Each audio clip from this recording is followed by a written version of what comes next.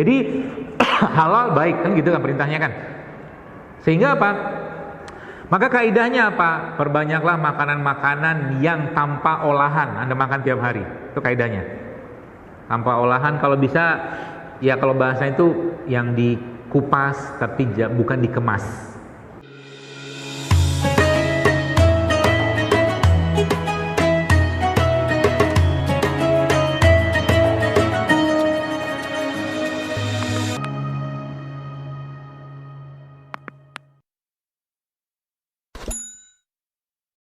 Maka jawabannya, meskipun ini buat saya bukan jawaban yang bukan kita belajar dari jin, tidaklah, kita belajar dari Quran tentunya. Tapi kata-kata dia itu si jin kemarin itu waktu dia keluar itu menurut saya menarik gitu kan, karena itu udah kejadian yang kedua. Dulu ya.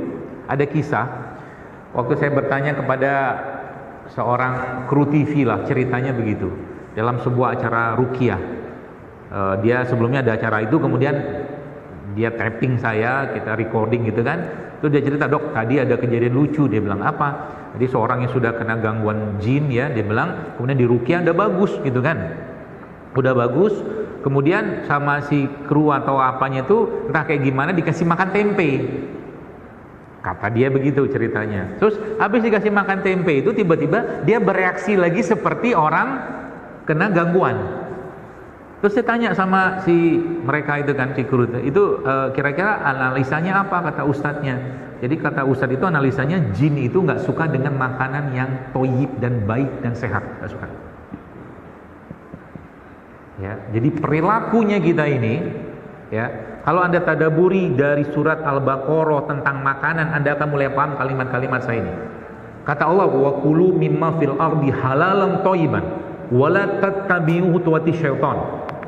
Itu, saya lupa ayat berapa, nanti coba lihat tuh. Wa kulu mimma fil ardi halalan thayyiban. Maka di situ kata Allah apa? Makanlah, perintahnya ya. Wa kulu fil amr, suruh makan kita. Halal dan baik. Dan jangan ikuti langkah setan. Terusan ayat ini berikutnya kata Allah apa? Karena setan itu mengajak kalian kepada perbuatan dan keji. Baik, saya bukan ahli Quran. Saya belajar sedikit-sedikit lah Quran. Ada dalam kaidah Al-Quran itu namanya munasabah. Munasabah itu kaitan ayat sama ayat, surat sama surat. Nah, ayat yang tadi itu kan mengatakan apa? Makanlah yang halal lagi baik dan jangan ikuti langkah setan, karena setan itu mengajak perbuatan yang keji, kata Allah gitu kan. Maka kalau orang mau tanda kutip tertipu dan masuk kepada perbuatan keji, maka langgarlah yang kaidah awal ini. Kaidahnya tadi apa? Berarti kalau dia mau mengerjakan perbuatan keji dan mengikuti langkah setan, maka makanlah yang tidak halal, makanlah yang tidak thayyib. Itu kaidahnya. Ya. Makanan itu kata Ibnu Qayyim al-Jauziyah itu mempengaruhi emosi dan perilaku seseorang. Kita dilarang katakanlah makan babi, karena babi itu punya perilaku begini. Kita dilarang makan hewan bertaring, haram kita makan. Kita dilarang makan hewan yang berkuku tajam, dilarang. Kenapa? Ada karakter-karakter mereka itu yang kita nggak boleh ada. Makanya kita dibolehkan Pak, ini sapi lah, kambing lah, ayam segala macam itu kita boleh, hewan laut semua boleh, gitu. Kenapa? Dia mempengaruhi perilaku kita. Maka zaman sekarang kalau bicara tentang good food is good mood gitu kan, atau mungkin bicara real food, Quran itu sudah lama ngomong tentang itu, sudah lama ya. Tapi kita perlu tahu yang perlu kita makan itu apa. Nah, saya kasih tahu kaidahnya saja karena waktu kita nggak banyak. Kaidah-kaidah supaya apa? Tubuh kita ini bisa restoring lagi, dia bisa memperbaiki dirinya. Jadi kalau Anda mau sehat, berarti kaidah awalnya apa? Perbaiki ruh, yang pertama. Kalau perbaiki ruh, maka otomatis kita akan bicara perbaiki iman kita kepada Allah Subhanahu wa taala. Sehingga ruhnya kita, ya, ruh lah mungkin ya, jiwanya kita itu seperti Allah gambarkan dalam surat Ibrahim itu loh. Ya, orang-orang yang mengucapkan la ilaha illallah Muhammadur Rasulullah itu Allah katakan apa? Alam taro kaifa daraballahu masalan kalimatan thayyibatan kasajratin thayyibah asluha sabitu wa faruha fis sama tu'ti ukulaha kullahinin biizni rabbiha wa yadribullahu al-amsala linasi la'allahum yatazakkarun. Kata Allah itu perumpamaan kalimat yang baik. Kata Allah itu seperti pohon yang baik. Apa itu pohon yang baik? Akarnya menghujam ke dalam bumi, ya, dan cabang itu menjulang ke langit, ya, dengan rantingnya, dengan daunnya, ya, dan pohon itu berbuah setiap musimnya dengan izin Allah Subhanahu wa taala. Itulah kalimat tauhid, iman. Kalimat yang membuat seorang Sa'ad bin Abi Waqqas dengan keimanannya dia, sekarang kan banyak superhero kan, inilah itu. Wallah, kita nggak butuh superhero bohong-bohongan itu. Dalam Islam superhero sudah sangat banyak, bahkan yang tidak bisa dicerna oleh pikiran kita. Nggak bisa dicerna, Pak. Anda bacalah kisah penaklukan Madain, istana Madain. Itu perangnya dipimpin oleh Sa'ad bin Abi Waqqas. Gak masuk akal ceritanya, wallah gak masuk akal. Tahu ceritanya apa? Sa'ad bin Abi Waqqas saat itu membawa pasukan sekitar 30.000 orang, setahu saya, seingat saya, menghadapi pasukan Persia saat itu sekitar 100.000 orang atau 200.000. Menang. Menariknya episode awal di pagi itu diawali dengan apa? 30.000 pasukan ini harus melewati satu sungai, yang sungai itu lagi deras-derasnya. Di depan sungai itu Sa'ad berteriak, ikutin kata-kataku, kata Sa'ad bin Abi Waqqas radhiyallahu anhu, dan lakukan apa yang aku kerjakan, katanya. Dia berteriak Allahu Akbar, Allahu Akbar, la haula wala quwata illa billah, dan 30.000 pasukan yang pakai unta itu semuanya berjalan di atas air. Itu superhero. Sampai sana gak usah berantem. Pasukan-pasukan Persia itu, ini jin semua nih, dia bilang. Nggak jadi berantem, nggak jadi perang. Makanya kalau Anda lihat kisah sekarang di perangnya Palestina ini, Hamas ya dengan Israel, ya, Natullah alaih itu, Yahudi itu, Abu Ubaidah itu kan sudah bilang, kata dia apa? Ya, tembok-tembok Israel itu seperti sarang laba-laba yang rapuh, dia bilang. Coba lihat. Tank-tank mereka yang luar biasa, mahal, paling bagus dunia, cuman pakai roket yang kelasnya kelas UKM, hancur. Itu iman. Orang-orang yang dulunya melempar batu, ya. Intifadah itu kan, sekarang mereka bukan lempar batu lagi. Allah yang membuat mereka mampu melemparkan roket-roket yang subhanallah, sekelasnya tembok yang katanya paling canggih di dunia, Iron Dome segala macam, habis semua sama itu. Itu iman, menancap ke dalam bumi. Dan lihat kalimat-kalimat anak-anak di Gaza itu bukan kalimat sembarangan. Itu kalimat dari orang yang terbina imannya mereka dari awal. Maka dia bilang, bapak saya di surga, sampai ketemu di surga. Itu bukan sehari dua hari terbina. Wallah, nggak sehari dua hari terbina. Lama itu terbinanya. Terbangun itu dengan pendidikan Islami di keluarga mereka. Sebagaimana juga Israel itu, baru sekalian, membangun kebencian luar biasa terhadap kaum muslimin di Palestina, sehingga mereka nembakin orang Palestina, nembakin kaum muslimin, buat mereka kayak nempuk nyamuk. Dan itu sudah diajarkan dari TK, coba. Jadi Anda nggak perlu kita menangisi mereka, tangisilah kita. Apa yang kita tangisi? Mereka bisa membangun iman kayak begitu, kita masih mikir ini, mereka yang mati-mati syahid semua, dibunuh sama Yahudi kan? Syahid, insya Allah. Yang kita pikir itu iman kita dengan adanya perang ini tuh di level mana sebenarnya? Gitu. Malulah kita sebenarnya, malu. Ya, belum jadi orang. Ya samalah kita, saya, Anda semua ya. Seperti itulah. Baik. Jadi halal baik kan gitu kan perintahnya kan. Sehingga apa? Maka kaidahnya apa? Perbanyaklah makanan-makanan yang tanpa olahan. Anda makan tiap hari. Itu kaidahnya. Tanpa olahan, kalau bisa ya, kalau bahasa itu yang dikupas tapi bukan dikemas. Ya kan, kayak buah-buahnya kan dikupas kan. Itu tiap hari. Masukin tuh. Ya, banyakin makan makanan yang tidak banyak bahan-bahan pengawetnya, sintetiknya ya. Mungkin kayak gini lah, misalkan ya apa tuh namanya, buah-buahan kayak begini, Kan ruhnya sudah diperbaiki, jiwanya diperbaiki. Nah sekarang masuk ke bab ini. Makanya ini tuh sebenarnya bab yang paling akhir, tema yang paling akhir. Artinya apa? Kalau orang sudah pada sampai tingkat keimanan yang bagus, keyakinan yang bagus, maka mintalah dia sama Allah, ya Allah, dengan kekuasaanmu, dengan kebesaranmu, dia ruqyah air ini, dia minta ya Allah sembuhkan sakitku, sembuhlah dia. Nggak perlu pakai kunyit putih. Kan kalau orang-orang soleh begitu. Nabi Ayub sembuhnya pakai apa? Air loh. Hanya air. Kata Allah apa? Injakkan kakimu di tanah, kata Allah. Maka muncullah mata air yang subhanallah, air itu sekalian diminum oleh Nabi Ayub, ya.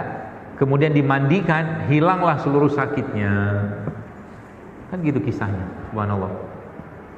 Semudah itu kan, semudah itu. Sampai istrinya kaget.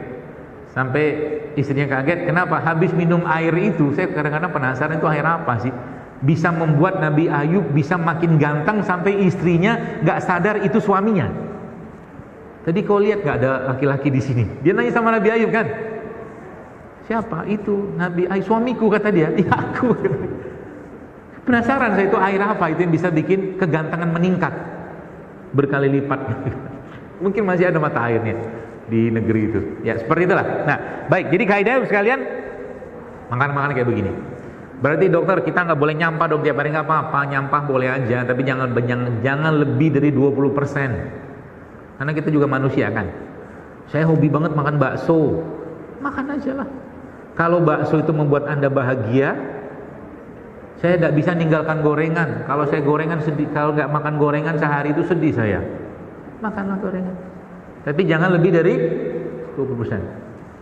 Saya sekarang sudah mulai mendowngrade pemikiran, karena disuruh berhenti kan susah kan. Maka pun harus punya strategi, karena khutuatnya jauh lebih besar daripada seorang Jilul Akbar sendirian gitu loh. Makanya harus cari celahnya juga. Tapinya apa? Tapinya subhanallah sekalian. Jadi kalau saya kadang-kadang mikir orang-orang di Gaza itu kok bisa pinter-pinter kayak begitu sih? Pinter banget loh mereka itu. Ya. Di mana mereka belajar? Apakah mereka belajar pakai handphone gini? Ya mungkin, mustahil. Mereka belajar dari handphone karena kan semua dilacak sama mereka, Israel. Jadi jawabannya cuma satu. Kalau menurut saya sih, dan saya coba diskusi dengan guru-guru saya, jawaban cuma satu. Kok bisa mereka tuh canggih-canggih kayak begitu? Anda tahu senapang snipernya Amerika Israel itu, sehingga saya kalau nggak salah maksimal entah 600 atau 800 meter gitu loh, maksimal.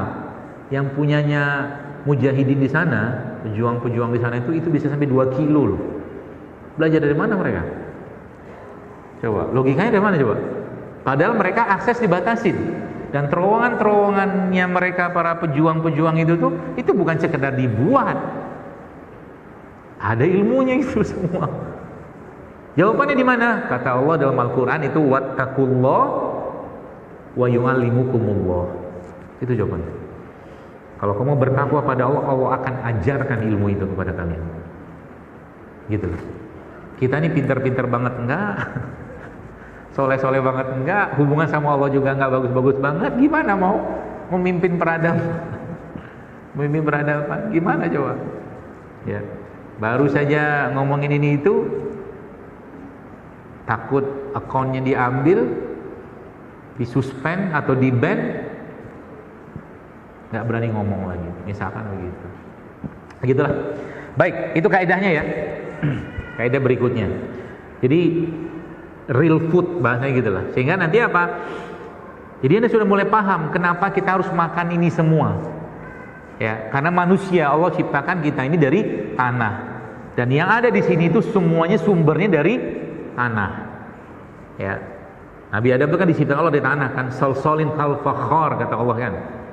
Tanah yang dicampur sama air, diadon segala macam kayak begitu. Tambah dengan tembikar apa gitulah. Ya, makanya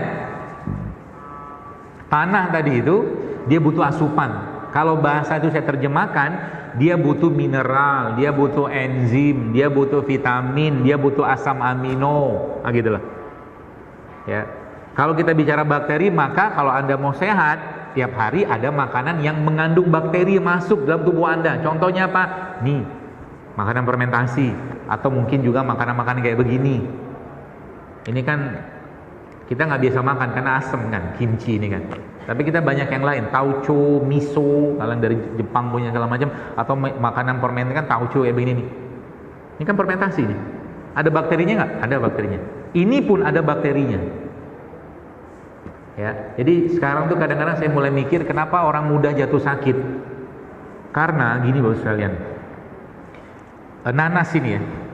Ya, nanas ini kalau kita buka maka kita akan tahu bahwa nanas yang murni kayak begini, nggak diapa-apain ini inti selnya. Inti sel, kata guru saya, itu cuma sekitar 30%. Sisanya tuh air, serat. Inti sel itu apa? Dia yang akan memperbaiki tubuh kita. Bayangin barang kayak begini, ya.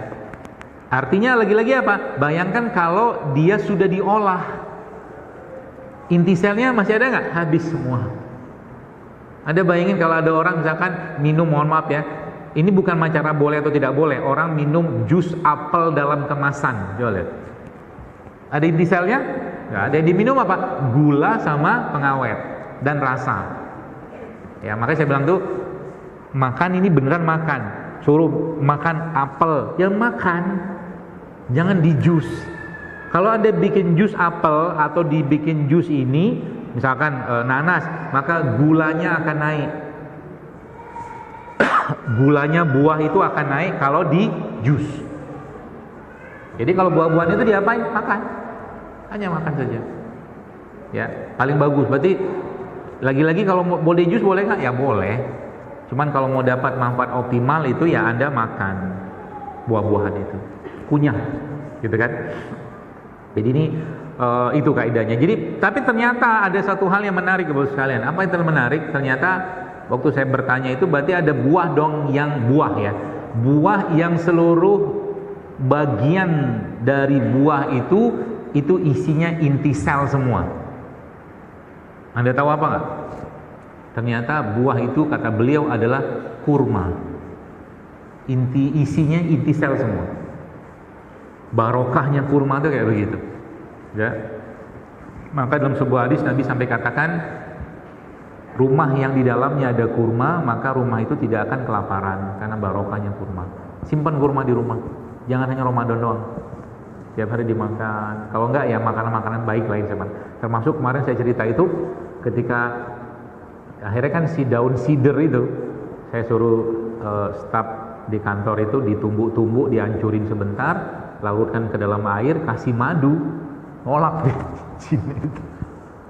Nah gitu. Jadi minum madu itu kalau pakai perspektif dalam dunia goib dan perjinan itu musuh dan racun buat jin, atau mungkin kalau bahasa lebih, mungkin saya bukan ahlinya, mungkin musuh buat bad emotion. Jadi makanan-makanan kayak begini musuh buat bad emotion atau emosi yang buruk, ya musuh. Ya, jadi kalau mau hidupnya emosinya baik, maka makanlah yang baik. Gitu. Bukan dilarang ya, berarti kita nggak boleh. Maksud saya itu kan khutuwatnya di situ, karena khutuwat yang terakhir kan sudah 3 tadi. Khutuwat setan iblis yang terakhir itu dalam Al-Quran yang keempat adalah tentang makanan dan minuman. Khutuwat tadi apa? Renstra. Dia punya berbagai macam cara, rencana strategis untuk apa? Untuk merusak makanan dan minuman kita supaya ibadah kita tidak baik, tidak bagus, tidak sempurna, macam-macam lah dia punya kerjaan tuh. Siapa yang ngomong gitu? Al-Quran. Gitu. Jadi hati-hati ya. Karena lagi saya sampaikan, ya urusan makan seperti ini tuh ya Masya Allah ya, bukan hal sederhana ya. Kita belajar yang lain tentunya wajib, tentunya ya kita pelajari ilmu agama, tapi yang hal-hal seperti ini kita nggak pelajari juga sayang ya. Justru malah sebagian besar hidup kita itu lebih banyak urusan makan.